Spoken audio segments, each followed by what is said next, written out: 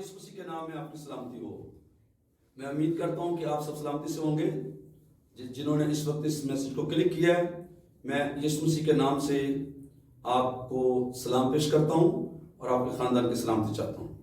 اگر آپ آج پہلی بار ہمارے چینل پر یہ میسج سننے لگے ہیں تو مہربانی فرما کر اس چینل کو سبسکرائب کر لیں اور بیل کو بھی آئیکن بیل کو بھی دبا لیں تاکہ چھوٹے شارٹ میسیجز جو ہم آپ کے لیے پیش کرتے رہتے ہیں فوراً آپ تک پہنچ جائے۔ ابھی ہم دعا کے سلسلے کو جاری رکھتے ہوئے سیکھیں گے خداوند کے کلام میں سے کہ خداوند یسوع مسیح نے ہمیں کن کن مقاصد کے لیے دعا کرنے کو کہا ہے۔ ہم بہت ساری دعائیں کرتے ہیں، ساری دعائیں اچھی ہیں، لیکن وہ کون سی دعائیں ہیں جن کے بارے یسوع نے ہمیں حکم دیا ہے کہ دعا کریں۔ کئی بار ایسے ہوتا ہے کہ ہم اپنی مرضی کی دعائیں تو کرتے رہتے ہیں لیکن وہ دعا نہیں کر پاتے جو خداوند چاہتا ہے۔ تو آج بائبل مقدس میں سے سیکھیں گے کہ مسیح نے ہمیں کون سی باتوں کے واسطے یا پوائنٹس کے واسطے یا نکات کے لیے یا مقاصد کے لیے، کون سے مقاصد کے لیے دعا کرنے کو کہا ہے۔ نمبر 1، آزمائشوں سے بچنے کے لیے دعا کریں۔ یسوع نے کہا دعا کریں تاکہ آپ آزمائش میں نہ پڑیں۔ آپ سب جانتے ہیں اس کو، لوکا کی انجیل کا 22واں باب ہے اور اس کی 40ویں آیت یہاں ہم دیکھ لیتے ہیں۔ خدا کے کلام میں لکھا ہوا ہے، پریز دی لارڈ، ہیلیلویا، لکھا ہے اور اس جگہ پہنچ کر اس نے ان سے کہا دعا کرو کہ آزمائش میں نہ پڑو۔ کیا دعا کرو؟ کہ آزمائش میں نہ پڑو۔ تو پہلی بات جو خداوند یسوع مسیح نے ہمیں دعا کرنے کے لیے مقصد دیا ہے وہ یہاں پر جو میں نے پیش کیا ہے وہ یہ ہے کہ دعا کرو کہ آزمائش میں نہ پڑو۔ تو بڑی لمبی دعا ہم نے کی لیکن ایک بار بھی نہیں کہا اے خداوند ہمیں آزمائش سے بچا، اے خداوند ہمیں بیماری کی آزمائش سے بچا، اے خداوند ہمیں شیطان کی آزمائش سے بچا، اے خداوند ہمیں دشمن کی آزمائش سے بچا، اے خداوند ہمیں غربت کی آزمائش سے بچا، اے خداوند ہمیں گناہوں کی آزمائش سے بچا، اے خداوند ہمیں گمراہی کی آزمائش سے بچا، اے خداوند ہمیں تکبر کی آزمائش سے بچا۔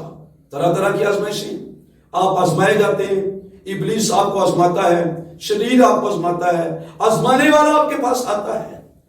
بہت بڑے عظیم مبشر انجیل خدا کے خادم ڈاکٹر بلی گریہم نے کہا کہ کوئی شخص دنیا کا جو یہ کہتا ہے کہ مجھ پر کبھی آزمائش نہیں آئی وہ مجھ سے ملے، میں ملاقات کرنا چاہتا ہوں، کیونکہ آزمائش تو یسوع پر بھی آئی۔ اور بائبل میں لکھا متی کی انجیل 4 باب، لوکا کی انجیل 4 باب کہ یسوع مسیح ابلیس سے آزمایا گیا۔ تو اگر آپ اپنی دعا میں یہ ایڈ کر لیں کہ ڈیلی پریئر اگر 3 بار کرتے ہیں، اگر 2 بار کرتے ہیں، اگر 1 بار کرتے ہیں، تو ایک نقطہ یہ والا ایڈ کریں کہ اے خداوند ہمیں آزمائشوں سے بچا۔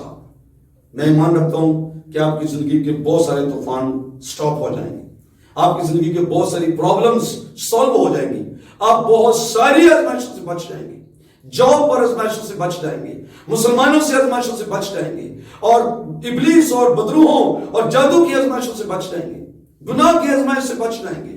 کئی قسم کی آزمائشیں جو آپ پر آتی ہیں، دعا کرنا شروع کریں۔ دوسری بات، یسوع نے ہمیں کہا دعا کرو کہ آخری مصیبت سے بچ جاؤ۔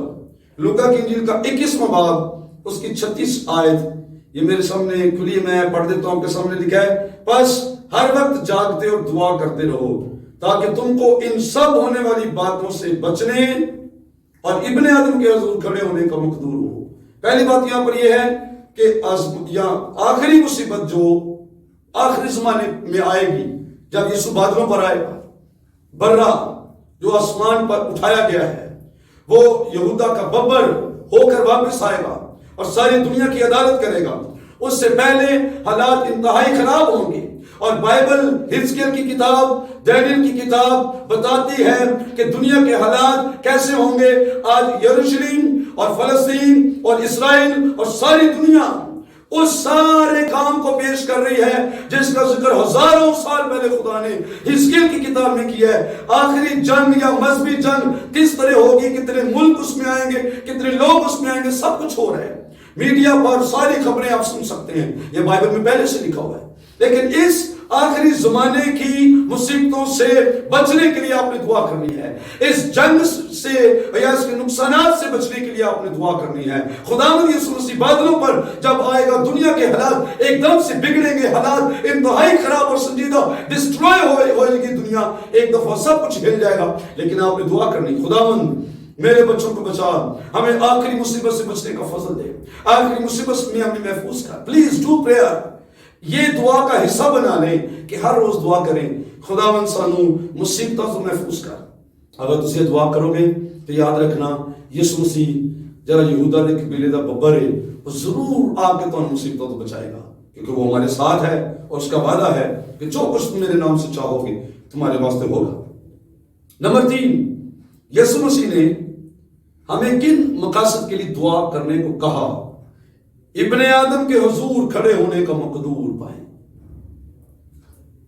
پادری صاحبان، خدا کے خادم، ایماندار، میں بھی آپ میں شامل ہوں، میں باہر نہیں، میں بھی آپ کے ساتھ شامل ہوں۔ ہم بڑے دعوے کرتے ہیں، یسوع دی میرے نال اے گل ہے، یسوع مینوں اے کہہ رہا ہے، یسوع نے مینوں اے کہتا، خدا نے میرے نال کلام کیتا، یسوع مینوں خواب چ ملیا، یسوع مینوں رویا چ ملیا، یسوع نے میرے نال کلام۔ بے شک یہ ساری باتیں ہوتی بھی ہیں، کئی خدا کے خدام ہیں، کئی خدا کے خدام ہیں، مبشر انجیل ہیں، پاسبان ہیں، جن سے خدا بہت ساری باتیں کرتا ہے، یسوع سے ملاقات بھی ہوتی ہے ان کی، خدا کا شکر وہ کرتا ہے۔ لیکن یہاں پر ایک پوائنٹ لکھا ہے کہ دعا کرو کہ تانوں ابن آدم دے حضور کھڑے ہون دی توفیق بنے یا مقدور مل جائے۔ اے یاد رکھنا کہ یوحنا جنہیں انجیل لکھی ہے، اے یسوع نے نال بہت پیار کرتا سی اور سب سے چھوٹا تھا شاگردوں میں، اور یہ بارے لکھے وہ چھاتی کا سہارا لے کے گل کرتا ہے، یعنی یسوع تو ڈگے رہتا سی، چھاتی تے ڈگیا رہتا سی، یسوع نال ہی جڑ کے بندا سی یسوع دوجے سکے ڈانڈ میں پیچھے آ کے بیٹھ، یار تو کی کرنا ادھر ہو، یسوع تے چڑھے، اس طرح پریشان کر رہے یسوع نے نہیں چھوڑ دو اس کو۔ یعنی یوحنا یہ جس نے انجیل لکھی ہے یسوع کے بہت کلوز رہنے والا شخص ہے، لیکن جب مکاشفہ کی کتاب دیکھیں اس کا پہلا باب، تو اس نے جب یسوع کو جلال کے روپ میں دیکھا تو بائبل بتاتی ہے وہاں پر کہتا ہے میں مردہ سا گر پڑا، اس کا جلال دیکھ کر، اس کے پاؤں دیکھ کر، اس کی آنکھیں دیکھ کر، اس کی آواز سن کر، اس کے چہرے کی روشنی جو آفتاب سے زیادہ تیز تھی، گر گیا ادھر ہی مردہ سا۔ تو کہتے ہیں یسوع نے میرے ہاتھ رکھ کے کیا، اٹھ، پریشان ہو، میں وہی ہوں، میں وہی ہوں یسوع، میں اول و آخر ہوں، میں مر گیا تھا اور میں جی اٹھا ہوں اور اب تیرا بات سنتا رہوں گا۔ یہ رسول یسوع کے ساتھ ساتھ رہا ہے، کھایا بھی ہے یسوع کے ساتھ اس نے، اور اس کے جلال کے روپ کو، تابانی کو، تجلی کو، نور کو برداشت نہیں کر سکا۔ ہم دعوے تو کرتے ہیں پر یاد رکھیں ابن آدم کے سامنے جب کھڑے ہوں گے تو آپ اس کا نور برداشت نہیں کر سکتے، اس لیے آج سے دعا کرنا شروع کریں، اے خداوند یسوع مجھے اس نور کو برداشت کرنے کا فضل دے، مجھے ابن آدم کے حضور کھڑے ہونے کا مقدور ملے، مجھے ابن آدم کے حضور کھڑے ہو کر اس کو دیکھنے کا فضل ملے۔ دعا کرنا شروع کریں، یسوع کے جلال کو کوئی برداشت نہیں کر سکتا ہے۔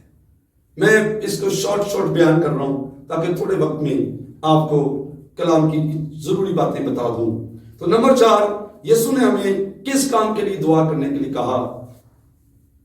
روح القدس پانے کے لیے۔ لوکا کی انجیل 11 باب 1 سے 13 پڑھیں، اس میں یسوع نے دعا سکھائی بھی، اور پھر آخری آیت جو 13ویں آیت اس میں کہا کہ تم برے ہو کر اپنے بچوں کو اچھی چیزیں دینا جانتے ہو تو تمہارا آسمانی باپ تمہیں روح القدس کیوں نہ دے گا۔ اس کا مطلب ہے کہ یسوع نے کہا کہ روح القدس مانگو، خداوند سے روح القدس مانگو، باپ سے روح القدس مانگو۔ ہم بہت ساری چیزیں مانگتے رہتے ہیں لیکن ہم نے کبھی یہ دعا نہیں کی اے باپ مجھے روح القدس دے، اے خدا باپ مجھے یسوع نام سے روح القدس دے، مجھے اپنی حضوری سے بھر دے، پاک روح مجھ میں آئے، پاک روح مجھ پر ٹھہرے، پاک روح کی آگ مجھ پر آئے، پاک روح کے شعلوں سے میں بھر جاؤں، پاک روح کی زبانوں سے بھر جاؤں، پاک روح کی نعمتیں مجھ پر آئے۔ ہم نے کبھی پریئر نہیں کی ہولی اسپرٹ کے لیے؟ ابھی کچھ دنوں میں 1-2 دن میں عید پینتیکوست ہے، 2021 کی عید پینتیکوست۔ آج سے دعا کرنا شروع کریں، اے خداوند ہمیں روح القدس منظور کر، اور اپنے چرچ میں اپنے پادری صاحب سے کہ وہ آپ پر ہاتھ رکھیں، اور پینتیکوست کے دن میں ایمان رکھتا ہوں کہ آپ روح القدس سے بھر جائیں گے اور غیر زبانیں بھی بولیں گے اگر آپ بلیو کرتے ہیں۔ نمبر 5، یسوع نے کہا کہ دعا کرو مزدوروں کے لیے، مزدوروں کے لیے دعا کرو۔ فصل تو بہت ہے، مزدور تھوڑے ہیں، یسوع نے کہا لوکا کی انجیل کے 10ویں باب میں دوسری آیت میں کہ باپ کی منت کرو کہ وہ فصل کاٹنے کے لیے مزدور بھیجے، فصل کاٹنے کے لیے مزدور بھیجے، کیونکہ فصل بہت ہے، مزدور تھوڑے ہیں۔ یسوع مسیح نے 3 بار یہ لفظ استعمال کیے، بلائے ہوئے بہت ہیں، برگزیدہ تھوڑے ہیں، تنگ دروازے سے داخل ہونے والے تھوڑے ہیں، فصل تو بہت ہے، مزدور تھوڑے ہیں۔ تو ہم نے دعا کرنی ہے کہ خداوند انجیل سنانے والے اور عطا فرما، اور مزدور عطا فرما۔